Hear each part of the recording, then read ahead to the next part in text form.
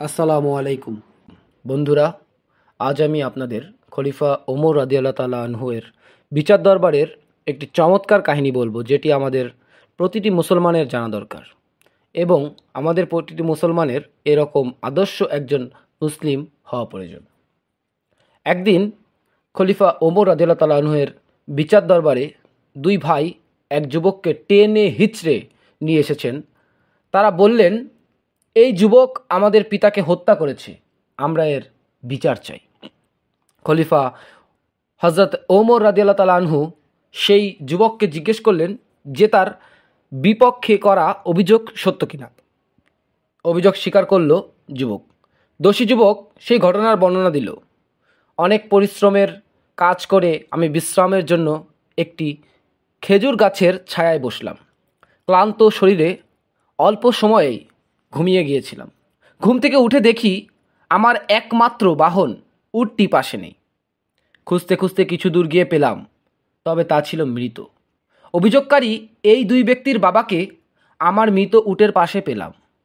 সে আমার উটকে তার বাগানে প্রবেশের অপরাধে পাথর মেরে হত্যা করেছে।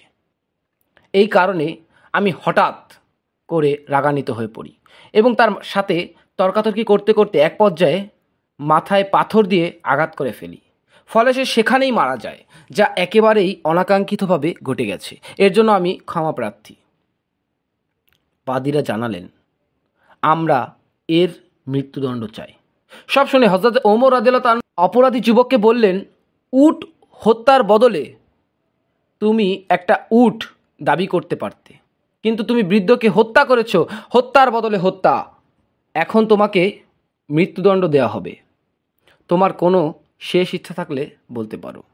নওজোয়ান বলল, আমার কাছে কিছু ঋণ ও অন্যের রাখা কিছু আমানত আছে। আমাকে যদি কিছুদিন সময় দিতেন, আমি বাড়ি গিয়ে আমানত ও ঋণগুলি পরিশোধ করে আসতাম।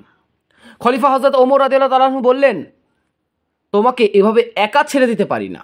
যদি তোমার পক্ষ থেকে কাউকে জিম্মাদার রেখে যেতে পারো, তবে তোমায় সাময়িক সময়ের জন্য যেতে দিতে পারি। নওজোয়ান বলল, এখানে আমার কেউ নেই যে আমার জিম্মাদার হবে। যুবকটি তখন নিরুপায় হয়ে দাঁড়িয়ে রইল। এই সময় হঠাৎ মজলিসে উপস্থিত একজন সাহাবী হযরত আবু যর গিফারি রাদিয়াল্লাহু তাআলা আনহু দাঁড়িয়ে বললেন, আমি হব ওই ব্যক্তির জামিনদার, তাকে যেতে দিন। আবু যর গিফারি রাদিয়াল্লাহু তাআলা আনহু এর উত্তরে সবাই উপস্থিত সবাই হতবাক। একে তো অপরিচিত ব্যক্তি, তার উপর হত্যার দণ্ডপ্রাপ্ত আসামি, তার জামিনদার কেন হচ্ছেন? আবু যর খলিফা বললেন, আগামী শুক্রবার জুম্মা পর্যন্ত নওজোয়ানকে মুক্তি দেওয়া হলো। জুম্মার আগে নওজোয়ান মদিনায় ফেরত না আসলে নওজোয়ানের বদলে আবু যরকে মৃত্যুদণ্ড দেওয়া হবে। মুক্তি পেয়ে নওজোয়ান ছুটল মাইলের পর মাইল দূরে তার বাড়ির দিকে। আবু যর গিফারি রাদিয়াল্লাহু তাআলা আনহু চলে গেলেন নিজ বাড়িতে। দেখতে দেখতে জুম্মাবার এসে গেল।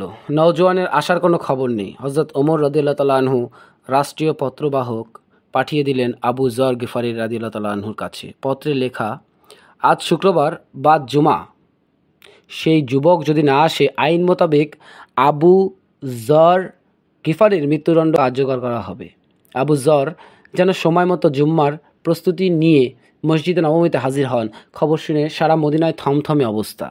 একজন নিষ্পাপ সাহাবী আবু যর গিফারি আজ বিনা দোষে মৃত্যুদণ্ডে দণ্ডিত হবেন। জুমার পর মদিনার সবাই মসজিদে নববীর সামনে হাজির। সবার চোখে পানি, কারণ দণ্ডপ্রাপ্ত যুবক এখনও ফিরে আসেনি। জল্লাদ প্রস্তুত। জীবনে কতজনের মৃত্যুদণ্ড দিয়েছে তার হিসেব নেই, কিন্তু আজ কিছুতেই চোখের পানি আটকাতে পারছে না জল্লাদ। আবু যরের মতো একজন সাহাবী সম্পূর্ণ বিনা দোষে আজ মৃত্যুদণ্ডে দণ্ডিত হবেন, এই মদিনার কেউ মেনে নিতে পারছেন না। এমনকি মৃত্যুদণ্ডের আদেশ প্রদানকারী খলিফা ওমর রাদিয়াল্লাহু তাআলা আনহু নিজেও চিন্তিত হয়ে পড়েছেন। হৃদয় তার ভারাক্রান্ত, তবু আইন তার নিজস্ব গতিতে চলবে, কারো পরিবর্তনের হাত নেই। আবু যর রাদিয়াল্লাহু তাআলা আনহু তখনও নিশ্চিত মনে হাসি মুখে দাঁড়িয়ে মৃত্যুর জন্য প্রস্তুত। জল্লাদ ধীর পায়ে আবু যর রাদিয়াল্লাহু তাআলা আনহুয়ের দিকে এগুচ্ছেন আর কাঁদছেন। আজ যেন জল্লাদের পা চলে না, পায়ে যেন কেউ পাথর বেঁধে রেখেছেন। এমন সময় এক সাহাবী উচ্চস্বরে জল্লাদকে বলে উঠলেন, হে জল্লাদ, একটু থামো। মরুভূমির ধুলার ঝড় উড়িয়ে ওই দেখো কে যেন আসছে। হতে পারে ওইটা নওজওয়ানের ঘোড়ার পদধূলি। একটু দেখে নাও। ঘোড়াটি কাছে আসলে দেখা যায় সত্যি ওই সেই নওজওয়ান দ্রুত খলিফার সামনে এসে বলল, আমিরুল মুমিনিন, মাফ করবেন, রাস্তায় যদি আমার ঘোড়া পায়ে ব্যথা না পেত তবে যথাসময়ে আমি আসতে পারতাম। বাড়িতে গিয়ে আমি একটুও দেরি করিনি। বাড়ি পৌঁছে গচ্ছিত আমানত ও ঋণ পরিশোধ করি।